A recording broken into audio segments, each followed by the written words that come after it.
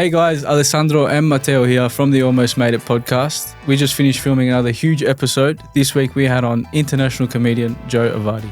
We spoke about corporate gigs, making content in today's modern society, and TikTokers versus real comedians. Let's jump straight in.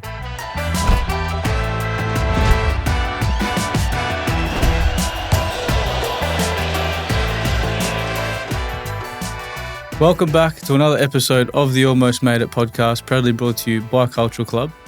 Another special one for us today. I actually remember watching this man on YouTube for many, many hours, along with Matt, when we had nothing to do. Put Joe Avati on and we'd laugh for hours. Absolute honour for us. Ladies and gentlemen, the one and only Joe Avati. Thank you, mate. I thought you said Culture Club. It's Culture Club. Yeah, I was waiting to see Boy George somewhere. Yeah, actually, you know what? You're not the first person to say that. Yeah, right. Okay. Yeah, no Boy George, unfortunately. And, okay, so how old are you, boys? I'm 28. 28 also. 28. Yeah, right, 28. Okay. How old are you? Yeah, I was going to ask. I'm 50. I'll be 50 in August. When's this coming out? Does this come out soon? Or? Yeah, Sunday. Probably Sunday, Monday. week and a half. Oh, really? Okay, yeah. So I'm 49 then. Yeah. Yeah. You're not 50 yet. Well, happy birthday in advance. Yeah, so, I'm glad that you guys watched the stuff on YouTube when you were bored. Well, yeah. when we wanted to I'm laugh. just taking the piss. You know? On that though, it was funny how, even for us at that age, how relatable all your material was. Yeah, it's interesting. So because I've been doing this for close to, let's say, I've been doing stand-up for close to 30 years, okay? In 2026, it'll be 30 years. So, and I've probably been famous for about, drawing crowds. I don't want to sound like a wanker. Are we allowed to swear? Not that I don't. Yeah, okay, right. Yeah. So, about 25 years is when I've been having people coming to the shows. So I get people coming now, in their early 20s who are like, man, I was 6 when when we were, finding out about you. And now these kids have got jobs of their own, independence, and now they're coming. And so I've seen his circle, it's fantastic. It really, it makes me smile when I see that. We still, like, something will happen. We'll be in the car, whatever, and we'll pull out one of your punchlines. Especially the Mitchell K. Oh, yeah. That was, I think, the Toronto show. Yeah. Ages ago. That was one of the first ones we watched on DVD. Right. Yeah, wow. Amazing. It's so cool. It's so cool that the young kids can, because you guys are young. You'll find that people will call you a kid till you're about 40. After 40, then they stop calling you a kid. Oh, you're still a kid. Well, when does it stop, this kid? I don't feel like a kid. Yeah, but after 40 it stops. You guys are kids. We'll quickly touch on your show when I was your age. Yeah. That's kicked off in Australia? Yeah, that started last year and went all through last year, did 157 shows in 9 countries last year. This year will be around 120, 130 shows in Australia, in Canada, 5 countries. It kept on going. The show won Best Comedy Show of the Year. I consequently won Comedian of the Year. So as you can imagine, when those sort of labels get put onto a show, then all of a sudden people want to buy tickets and here we are. About to start a world tour, another one. Do you ever get tired? Yeah. Like, how do you just keep showing up? So you sleep on the planes, you sleep. I've got a routine, after this, I'll go home and sleep this afternoon and then get up and get to the show. I mean, I don't have to prepare for a show. It's in my head. So it's not like I've got to do my hair. I wish I had that problem. I wish I had to get to a show an hour before to do hair. No. So do I get tired? Yeah, but so does everyone else. Yeah, you know what I look at it like, hey, bro, you only work 3 or 4 days a week, really on stage for an hour and a half at a time. I'm not whinging. I'm not complaining about this. No, of course. Yeah. Do you still get nervous? No, I don't. Not when I do my show. I get nervous when I've got to do a corporate event. That's tough.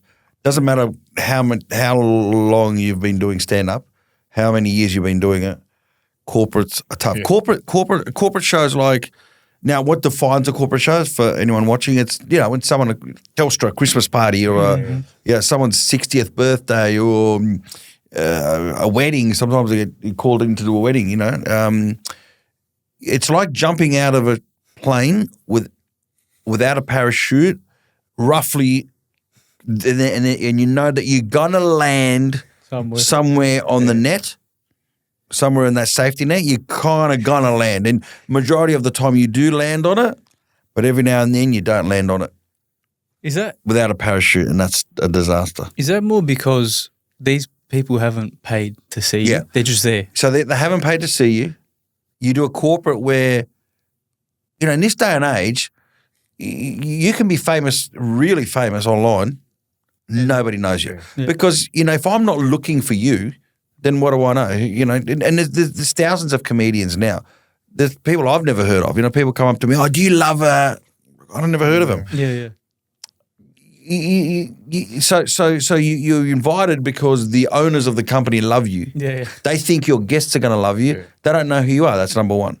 Number two, there's plates, food, people moving around. Number three, in a theatre, I know the environment. I know the chairs are stacked up nicely. I'm on the stage. I've got great sound and lighting. People are there to see you. It's perfect. In a corporate environment, the sound might be terrible. Lighting might be terrible. People are too far away from the stage. There's too many people. All sorts of stuff can go wrong. Yeah. And they are terrifying. So what are you doing? Because it's very lucrative. Another thing that I wanted to ask about that, do you find that people, you know, that they were in today, do they get offended more at those type of events? Because obviously the ones paying, they want to see your comedy, you know? Yes. The ones that don't know who you are. Yeah. Okay. So then what happens there is you have to be very careful because there are some gags that you can do and some gags are part of the gag you can't do. Yeah. Well, like I talk about, you know, growing up and your dad was strict and my dad would, he'd give you a whack behind the ear or something. So, and I had this line so in my show I can do this line where I say, the kids today, your generation didn't cop the beatings that we copped and yours is the generation that needs to be beat up the most, right? So in my show I can do it.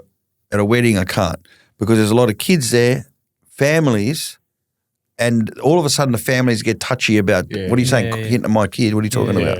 Yeah. So you have to be really careful. I don't swear as a rule anyway, and I don't talk about anything smutty, but I don't hold back anymore.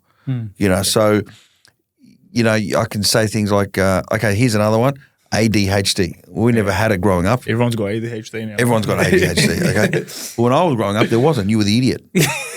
You're the puzzle, man. So your mum would, how was the school bell all right today? Yeah, it was all right. But Shane, the nutcase, got up and walked around. And I don't know if you guys have noticed, only Anglos get ADHD. Have you ever seen a wog with ADHD? Doesn't exist, mate. It's normal. Because we got ADHD beaten out of us. Yeah. That's a good line. I might write. Can someone write that down? That's a good line. No. Yeah. I got the ADHD. I got ADHD beaten out of us. That's cool. Not a bad line. Yeah. We'll take it back a step. Yeah. Where did you grow up? What was your childhood like? Yeah, so I grew up in Sydney, 4 primary schools, 3 high schools, son of Italian immigrants. Grew up in a mishmash of environments. So, and my mum actually was born in Australia, so her parents met and married in Australia. So they were very Aussie. My mum's side were very Aussie. My dad's side came here a year before I was born. So I've grown up with both Italian families, right? One very Aussie, one very Italian, and I was right in the middle. So I'm very Australian in certain aspects and I'm very Italian in aspects. Mm-hmm. That's in a nutshell my childhood. Mainly in Sydney. We lived in Queensland for a little bit of time. We lived in the country in New South Wales for a little bit of time. But moving around a lot, I was very shy. So I didn't have many friends. I was too shy to make friends. I would walk around and I was always the new kid. So every second year I'd go to a new school. So I was always the new kid. I didn't have the closeness that I had with the other kids had. So I spent a lot of time on the outside looking in, talking to myself. And while I was doing that, I didn't know at the time, I was making observations about the things that I would see, about the characters that I would see, about the teachers, about other kids. And I guess I trained myself, not knowing, I trained myself to look at life in a certain way and look at people in a certain way. And that's the essence of stand-up comedy. Well, I was actually going to ask that a little bit later, but you're pretty much going to answer it. But how do you actually come up with that relatability? Is it just observation? And how do you know when it might not relate to everyone and just you? Do you know what I mean? Yeah, a good question. That's a really good question. Well, there's the ultimate way is just to get out and do it. And so what you're asking people to do who come to see you doing stand-up is you're asking people to have a simultaneous involuntary reaction, i.e. laughter. And these people are strangers to you and strangers to themselves. So that you're asking these people to have a simultaneous involuntary reaction to the words that you have decided to use and describe. So you and I can talk about the same subject, but I've got a way of saying it, which is funny. You don't have a way of saying it, which is funny. And that's just inherent. You just have to be inherent. It's very hard to teach that. And you don't even know. Sometimes you don't even know you've got it. Yeah. Because you could be 10 times funnier than me, but go and be funny tonight at 7:30 in front of 400 people at the Venator Club. No thanks. Right. So how do you know? You just got to trial it out. After a while, as you get older, how to make something funny is easier, but it's always difficult trying to come up with the new material. And how do you make it relatable? You just have to have a brain that the way that it thinks is probably, you know what, in a way I've got a different brain, but the way that I think is very common because obviously the things that I think and that I see is what everyone else sees because if it didn't, it wouldn't be funny. It wouldn't be funny because you need a mass of people to find you funny to have a success. Did you always know you were going to be a comedian? No chance, no. No? I was very shy, man. But when did it start to, come into the picture? Yeah.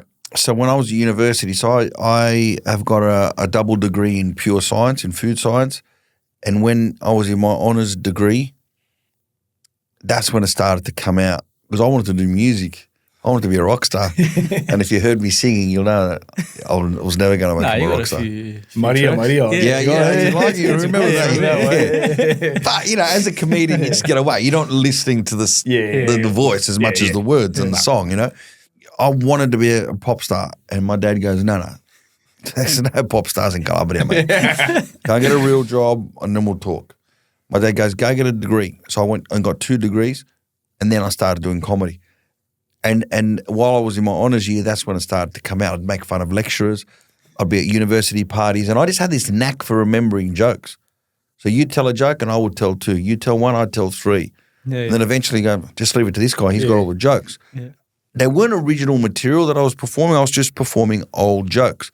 But that gave me enough of a vibe of being on stage to be able to then go, right, when I get up on there, I realise you don't tell old jokes. You can't. You got to tell a routine. So my first one was, my name is not Joe, it's Giuseppe. It really sucks because I can never find a mug with my name on it, right? Simple gag. But that's, you got to start somewhere. Yeah. There you go. I also have that problem, by the way. Oh, yeah, you can't find Alessandro. But in Italy, can you find a mug with Alessandro? Everywhere you go, yeah. Yeah, probably need the whole club. It just goes all the way around it. Exactly. Yeah. What was food science like? Talking about that. It's interesting. I've never really heard anyone about that. So food science is the physics, chemistry, engineering, microbiology of food, right? So so I'm not a chef, although having a food science background helps when you're mixing stuff and you're putting flavours and so on together, combinations and techniques of cooking. So it's all the how do you put a food together? So you look at a chocolate bar. Okay, so I was a food scientist at Street Ice Cream. Okay, so how do you put an ice cream together? There's obviously the elements of the flavor. The chocolate, the manufacturing of it. How long is this food going to last? The packaging. What's in the packaging? Is it going to be affected by sunlight, air, direct heat? Fluctuations in heat, bacteria. It's everything to do with the composition of putting ingredients together to make a product. That's what food science is. Yeah. Are you a good cook? I am now. Yeah. Yeah. But I only started cooking maybe 10 years ago. So I've never, it doesn't mean because I'm a food scientist that I can cook. No. But I love cooking, yeah. I love cooking for a lot of people. Me too, actually. Yeah. Yeah. You never cook for me, mate. No, not you. Especially. You're not his type. Exactly. Go back to the comedy. Yeah. How do you find new material? Because now I know it's a little, like Matt mentioned, a little bit, maybe not harder, but you got to be a little bit more careful. It definitely is harder, especially if you're starting out. But I've gone the other way. I never was very politically incorrect. I was always safe. Yeah. Now I've gone, no, stuff it. Yeah. I'm putting up a barrier. I'm actually going to speak out against political correctness, woke, and the ridiculousness of some gender identity politics. Because it's, you know what? Yes, we've got to come forward. We've got to be progressive and understand that there are different people and people want to live a different lifestyle. Fine, but don't come out and tell me that your kid's a cat, okay? Because you're a fucking idiot. All right, don't tell me that. Yeah, you're offending me. And you not forget me. What about people who are in their 70s and 80s and 90s who've been on this planet for 8 decades? Are you going to tell them that men can have babies? No, don't do that. Don't take the piss. Be different. Don't be ridiculous. Yeah, I agree. And so I've got to talk about it. Yeah. So that's the new material. Well, there's a new material. Okay. Here's one way that I come up with new material. So I listen to serious podcasts, psychologists or doctors talking about children and who've got anxiety and the way that the children are going out today. I'll talk about how different the kids have it and what they have that's different. And I just pick up things. Like, for example, so the parents today are what they call those helicopter parents, the parents that hover over the kids to make sure that they're okay. And I thought, well, okay, they're called helicopter parents. What parents did we have? I never remember seeing my parents. So what is this equivalent? So I said, we've got submarine parents. No one knew where they were. They were there, but no. So you see how that and there's a gag. Yeah. And that's how I write a gag. Yeah, it makes sense. Yeah. Because you still make it relatable even now. Yeah, and it's got to be relatable. Now. Yeah. And I've also got to know my audience. So I know who comes to the show. I know the demographic. And so what are they thinking? What is this group of people thinking? And I have to be comfortable to know that I can figure out what they're thinking, and so I play to that. And a lot of comedians today, like, don't put me in front of a university crowd because they ain't going to get it. No way. Exactly. Okay, they're not going to have the same sympathies. They're not going to be sympathetic to me coming out and saying, bipolar, Yeah. What does that mean? I've got 2 personalities. All right, then both of you go and clean your room. They're not going to be sympathetic. They're like, oh my God, you can't have a go at people. They probably are the ones identifying as cats too. Yeah, probably. Yeah. So, has any of the new material, or even in the past actually, is anything just not hit? Have you had like some bad? I mean, look, the rule is that 9 or 8 or 9 of your ideas out of 10 are going to bomb, right? And you just have to keep on working for that 1 or 2. So there's a lot of things that don't hit. Give us an example.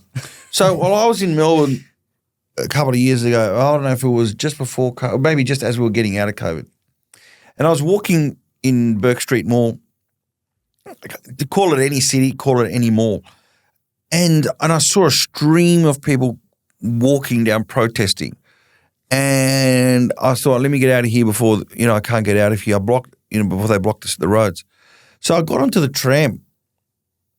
And there were 7 different protests happening at the same time. So they decided to do them all at the same time. So that if they cause a disruption, they cause it in the afternoon, not from 10 a.m. to 3 p.m. Mm-hmm. So it was in the afternoon because I remember saying, I've got to get home because I've got to get ready because I've got to do a show. So as the tram was passing all these protesters, it was like, well, how many protests are going on? And they're all protesting about different things. And I thought, wouldn't it be a cool idea if the tram went really fast and all you heard was just bits of each different protest? It's a good concept. Yeah. But, it starts at Aboriginal rights, goes to gay rights, people want to be cats, free the people of Palestine. Yeah. So it was a sentence which combined all the protests, which I actually think is a cool concept. But I just didn't make it work. And maybe I'll work on it again and it'll be funny. Yeah, but I did it and people just went, No. I get it. You know? But what do you do when that happens? You just move on. You got to keep going. Pretend it nothing. Just pretend. Yeah. You just pretend. You don't go, oh, shit. Yeah. Or sometimes you go, well, that one felt like a lead balloon, didn't it? Yeah. And they jail You know? off, they laugh at Or, me. okay, maybe I thought that, Mummy, I'm the only one who thought that's funny. Yeah. Look, when you've been doing it for a long time, you know what to do and you just keep on going. As long as, I've worked with stand-up comedians, and I won't say who, where I've been backstage because it's mine then went up, and I'm like, why is there so much quiet? They got 8 minutes of quietness. I'd be dying if I was doing a punchline and it didn't work, and the next one didn't work, and the next one didn't work. Well, am I trying to make people laugh, or is this a seminar? What is this? Right. And like these are people on TV. Yeah, that's right. Just not funny. There you go. Do you know, like, when you're saying you do like the world tours and stuff? Yeah. Do you ever find that like each show sort of becomes a little bit repetitive, or do you switch it up a bit? You know what I mean? Because you're using the same sort of materials. Yeah. Of course. Yeah. So how do you keep it fresh? Okay, so again, another good question. How do you keep it fresh? I don't have a set routine. So I'll know how I'm going to start. I know where I'm going to finish. Where that show goes in between, I keep it sort of. And then sometimes I go, right, this crowd wants this. Yeah. So I then go back in the archives as I'm doing the show and I go through the in my head, I get that one, bring it out. Let's bring that up here. Let's do that. So it's more like reading the audience. Yeah, it's reading the audience and figure it out. Sometimes you go, oh, this audience is touchy. So then I've got to edit ahead, think, what am I going to do? I'm going to do this routine, but I need to take that bit out of it. So, and you have to do that while you're doing it. It's not a play. It's not where you're learning. It's not where you're okay, these are my lines and this is what I've got to deliver and that's got to be like that all the time. No, it's constantly changing and that makes it interesting. There's a lot of new people that are coming to the show, which is fantastic. So that makes it exciting because then it gives me a lot more scope. Because if it's the same people who come to the same shows, then you can't do older material. Yeah. It's amazing. We just put on the TV or go to your show and watch it. We don't even think about what's going on in your head during a show. You're editing as you're going. Yeah, I was always under the impression you've got your show. Yeah, no. There you go. No. It's crazy. It's impressive. Thank you. It's a skill. Yeah. Yeah, that's a skill. Yeah. Do you think, obviously with a lot of your material being relatable, Italian, Australian sort of stuff, do you think it's sad that maybe the generation after us, they're not going to get it? Do you know what I mean? We're going to miss that. Well, you know what? This is a funny thing. People have been saying that for the last 10, 12 years and it hasn't changed. True. Right? So there are kids now who are born into this sort of lifestyle. Okay, they're not going to have – okay, the kids born today might not have the grandparents who have an accent. They might have the great-grandparents who've got an accent, okay? And that might wash out. But this whole – look at you guys. You're 27 and 28 or 28 years old. You're very – I can tell you're very Italian. You want to be Italian. That ain't going to change in the next generation because what happens is it's human nature that you want to be attached to a winner. Now, Italy is a great place. You know, it's very, very one of the most visited countries in the world. Great fashion, great cars, great food, fantastic soccer team. You know, the only problem with Italy is if you live there and you got to send a package from there to here because their post office is crap. Forget it. You know what I mean? So we've all been there. yeah, but for the most part, Italy's fantastic. So people are going to want to associate with being a winner. Now, here's this it's called CALCIOCLUB. Here's an analogy. So when in 2006, when Australia was playing Italy in the World Cup, there were kids who were born here, whose parents were born here in Australia, who were waving Italian flags against Australia. You're Australian. You're born here. Your parents are born here. You should be waving Australian flags. Why are you waving Italian flags? Why do you think? Because you want to be attached to a winner. Because you feel more Italian than you do Australian, even though you're born here. Because on the grand stage, on the world stage, Australia doesn't really mean much. Canada doesn't really mean much in terms of we don't cause trouble. We're just here. We don't, we've got a couple of good comedians. We've got some actors. We're good at cricket. And, we're a beautiful country, but we don't go causing waves. We're not America. Yeah. So American Italians are very American. You can see that. As well as Italian. Yeah. Because America's a power. Yeah. Super force. Yeah. But I think it's also to do with culture. Yeah, look, attaching ourselves with the culture. I think that's the thing with Australia. It's built on all other cultures, sort of thing. Yeah. I think you're spot on with what you say. people want to be attached to something. People 100%. feel they need to belong. Definitely. And that's why when they come to the show, it makes them feel they belong. They're not entirely Italian or Greek or Indian or whatever it is, and they're not entirely Australian. That's where I fit, where these guys' stories are. And when you can make someone feel like they belong, they have an affinity to you for a very, very long time. I think that's what it is. Yeah. Because you find your way sort of thing. Mm-hmm. That's why I think we relate so much to your stuff as well. Because, I don't know, do you call it an identity crisis? I don't know. Here, I don't really feel Australian. Yeah. I feel Italian. Yeah. In Italy, they look at us like Australians. Well, yeah. Like, what are you sort of thing? That's right. Do you know what I mean? The most amount of abuse that I've ever copped about my career is from Italians in Italy. Yeah. Never have I copped abuse because they see what I do and what other ethnic comedians do, and they hate us for it because they think prendi in culo. You're taking the piss. Right? So who the hell do you think you are 10,000 kilometres away taking the piss out of us? Yeah. Because when they see our clips, I might put a clip and it says, my Italian dog, my nonna's Italian dog. Yeah. I don't put my Italo-Australian dog. Yeah. But that's what you mean. Canadian comedian, my Italo-Canadian nonna. No, it's my Italian nonna. Yeah. And so they look at that and go, Italian, you're talking about you. You stay away. You're not us. Yeah. And sometimes, people in Italy go, you're the grandson of the people that we kicked out. Yeah.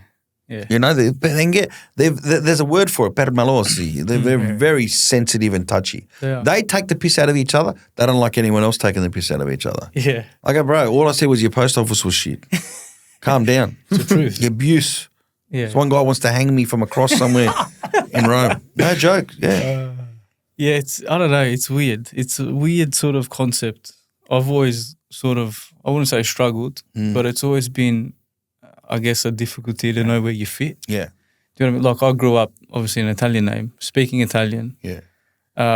All my family speak Italian, always around Italians, big family, all the rest of it.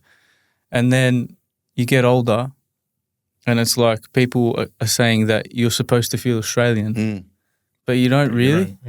So it's like, what the hell am I? Do you know what I mean? Yeah. It's like that book that they made us read at school. Can't remember. It was about an Italo Australian, but same sort of concept. Same sort of concept. I actually watched the movie instead, but yeah, it's weird. And I've also found that I think the Italians get upset because we always relate things back to our grandparents and how Italy was in the 1960s. Yeah. And obviously, in between that time that everyone's been here, all that time, it's so different. Yeah. Sure. And they still get upset. But the problem is that they hang their hat on one clip. They see a clip and they go, watch the body of work. Look at the work. See, and what gives me confidence that I do and that it's not taking the piss is I get a lot of Italian nationals who have moved here from Italy who come to the show and they love it. I'm going to do shows now in Italy. Why would I be doing shows in Italy if the Italians didn't like what I did? Yeah, exactly. Of course. It's only the minority. So but okay, it's only the minority, but you do get a lot of abuse. So never have I got abuse. Now all of a sudden I got abuse. So that stands out to me. And it's not just me. A lot of other course. Greek comedians get abused by Greeks and so on and so forth.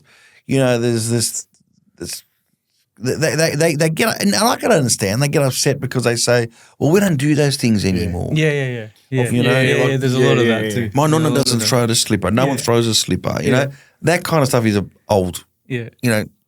Of course. You can't do jokes about throwing slippers at people. That's stupid. Yeah. And so I can understand. Exactly. Does it affect you? Yeah. Does it affect you? What affects me? The criticism. How do you deal with it, or you just sort of brush it off? No. You just answer back, and you're trying to explain. Yeah. If people come out, this is not only for Italians, for any sort of any sort of criticism. if someone comes up, you're not funny. Yeah. I go, oh, I'm not funny. Okay. Duh, it's stupid. You know, you come onto a comedian's page, he's got hundreds of thousands of followers, millions around the world, and you tell that comedian who's been doing it for 30 years, who's just won Comedian of the Year, that you're not funny. That's Behind the stupid. keyboard too. On a keyboard. And it's always someone with got a picture of their dog. or something. And their name's got something to do with Satan. You know what I mean? 100%. It's stupid. so true, So though. those kind of things I just no. But if someone says, "Oh, we don't do," or what are you relating? What are you talking about? And it's actually an intelligent critique, then I will write one back. And more often than not, we'll have a banter back and forth. And more often than not, I kind of win them over. Yeah. Or if someone goes, "Listen, I don't find you funny, but obviously other people do." I respect that a lot more than you're not funny. Yeah, 100%. I know. Okay. I'm not funny to you. Exactly. I don't find Kevin Hart funny at all. Not one thing he does makes me laugh. Yeah. But I can't say that he's not funny. Yeah. He's not funny to me. Yeah. But he's got millions of people who love him. And so there's an audience for that. Exactly. That's like Jim Carrey to me. I think he's a batsu, Yeah, to be right. honest. But Yeah. he's funny, man. To other people. He's funny. I can't he's stand one of the watching best his stuff. Yeah, but right. Okay. Exactly He just right. rubs you up the wrong way. 100%. He's one of the best impersonators in the world. Exactly right. But And you can't deny that. yeah. Exactly. You know who makes the most amount of money as a filmmaker or with his films? They're not even in cinemas. Adam Sandler. Yeah. Yeah. Okay? Because he goes for a certain particular kind of group of people who love that kind of movie. He makes more money than anyone else. Exactly right. There you go. It's And you true. can't deny that. No. What do you think of the new wave of I guess your style of stand up? The new wave of comedians coming out all over Instagram, TikTok. Yeah, okay. Well, let's define a comedian first. Because, to me, unless you are on stage in your own clothes Then- when you're in a microphone and an audience, that's comedy. If you're not doing that, you're not a comedian. Yeah. So there's a lot of people calling themselves comedians who are not comedians. Calling themselves comedians because they're supposedly making people laugh. No, you're a character actor. You're acting. You know what I mean? So let's define that firstly. So, it's good. It's a good thing. You know what I mean? The problem is, there's a couple of problems. That in terms of, they're kind of watering down the live effect because you can see someone in an edited video for 2 or 3 minutes, fine, because it's a lot easier to do that. But when you take that act and put it on stage, and they don't have the stage time and experience, you can see it. Yep. Even if it seems successful, it's amateur hour. That's the problem, number one. Number two, the other problem is they steal a lot of material. That's more. There's a lot of theft going on right now. Yeah. And they get our stand-up routines and they turn it into a video. Not good. It's down and out plagiarism. Yeah. And the problem is a lot of people don't see that because they haven't seen your material, or they'll come up, and they'll see somebody else's doing a video, right? And they'll think that's funny. Well, that's not their idea. Literally, I've said to Matt, I won't mention names or anything, and I'll be like, Joe was saying this 10 years ago. Yeah. 10, Like, 20, it's 20 been, years. And a lot of people know. It's been done. A lot of people know who you're talking about. Yeah. I don't want to mention names. No. But it's very clear. A lot of people. If I had $1 for every time someone said, "Have you seen X, Y, Z?" Yeah, They're doing all your material. Yeah. Okay. But it's in the delivery as well. For me, it's not 100%. funny like the way you're portraying it. Yeah. Yeah. You were so successful because of the way you also put it across. Yeah. Right? The relatability, everything, the whole show. Yeah. I don't know, for me, it doesn't do anything for me personally. Yeah. I always say to Matt, look, it's another one. 100%. Another one. Yeah. There's a lot of I think bits and the pieces that have been authenticity stolen. to yours is it makes it even better because it's authentic. It's real. When you just take it off someone else and try and recreate it, it's like, oh mate, we've heard this a million times. yeah. What do you do? Yeah, and it's not only the stand up that people have taken. People have taken other people's characters, and phrases and sayings, and have made it their own. And I don't know, what do you do? Look, I'm just like, it doesn't really affect me because I've got my audience. I sell out all over the world. I've been doing it for a long time. It doesn't really affect me. It's just not respectful. And okay, so this is another thing. The people that who've become famous on the internet doing this kind of stuff have not grown up in the clubs. In the clubs, there's an unwritten rule. If you're standing up and doing a circuit, the comedy circuit, and you're doing someone else's joke, you'll quickly get a tap on the shoulder. Yeah. You're right? Yeah. And if you don't pull your socks up, you will not be getting work. The word spreads, you don't get work. You don't get people don't give you gigs, and you get a bad reputation as a thief. Okay? When you don't grow up in that environment and you grow up on the internet, it's a free for all. You can get away with it. Right? Yeah. And obviously people have got no conscience and they just do it. Have you ever watched one and thought, like, has it rubbed you up the wrong way? I know you don't really care, but is there, surely there's one. Oh, I've confronted them about it. Confronted people, yeah. Said, hey, do your own stuff. Yeah. Yeah. Good Stop on you. taking mine. Fair enough too. Yeah. It pissed me off. Yeah. Run us through your year ahead. What's Year next? ahead? Yeah. I can walk you up to the 14th of December. Yeah. Next year, I don't know yet. So I'm about to get onto a plane now and head on over to Canada, spend some time with my daughter. Then I start touring in Italy for the first time ever. So that'll be exciting in Rome, Milan, and Reggio Calabria. So, sorry, are you doing that in English or Italian? In English. In English. Yeah, a lot of people ask that. They want to know, the show is in English. And in Calabria, maybe Calabria. Yeah. In Calabria, I will throw more Calabrese in. Because the people who are going to be coming to the shows in Rome and Milan are expats from Australia, Canada, England, or America who live there, who want to see English stand-up. But there's a lot of Italian nationals who love English stand-up. Yeah. Louis C.K. has performed there. Yeah. Jim Jeffries has performed there. They do like English stand-up. Yeah. And they do understand English well. Yeah. You know? Yeah. In Calabria, it's going to be mainly people who are holidaying in Calabria at that time. Okay, yes.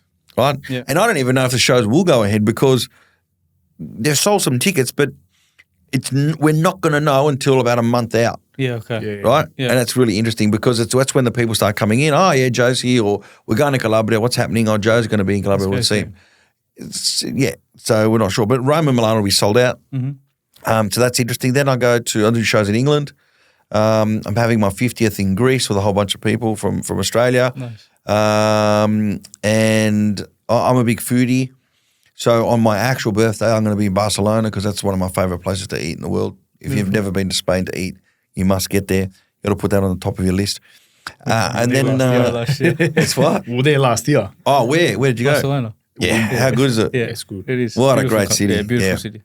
And then I head on over to North America. And in North America, I'm there for approximately 2 months, touring all through the east coast of Canada and America. And then I land here, and the next day I'm working again. And I work till the 14th of December. Next year there is something happening, but I can't really say what it is because it hasn't been confirmed, and the show hasn't been confirmed. But there will be something happening next year. What's the end goal? You know what? I never expected to be doing this now, but judging from the reaction of the audiences and the uptake of new customers, new fans, I'm going to be doing this for a while. As long as I keep on putting out new quality material, that's important.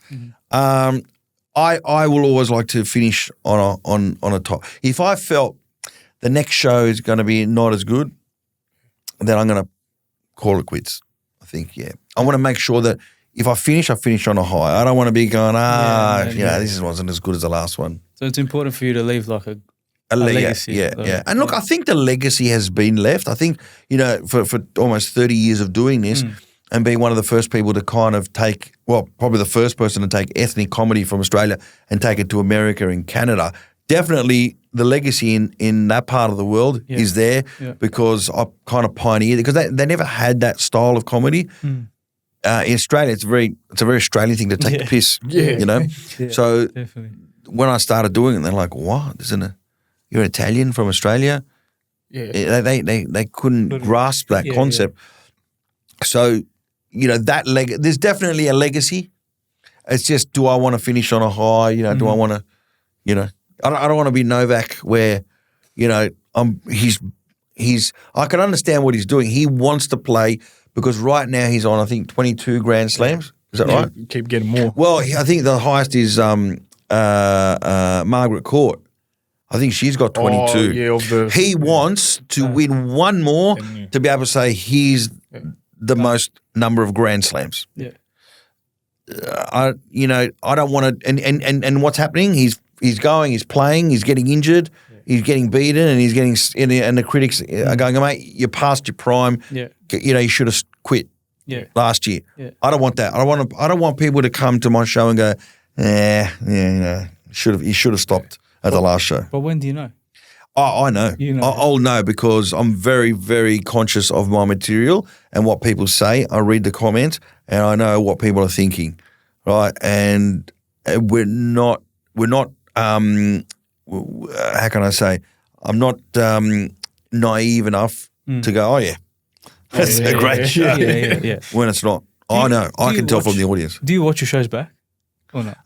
Yeah, I do watch the shows back when I've got to go. So now I've got to go to Canada. I've got to go, what did I do last year? Yeah, okay. Even though it's the same show, I need to make sure that I've, because some gags work here and they don't work overseas. Yeah. As well. Well, on that note. Have we done? We've gone through all the questions. Yeah. That's great. Yeah. It flew. It was nice. I know. It was great. Really. Once again, thank you, Joe. No, thank you, boys. Thank you. No worries. If you haven't already, please make sure you follow Joe on Instagram, Joe Avati. I'm on TikTok too now. TikTok, he's on everything. He's with it. He's not that old. Yeah. Make sure you're following us as well on Instagram. We have TikTok as well. Okay. YouTube, Spotify, and everything else. Thank you once again. We'll see you next episode. Ciao.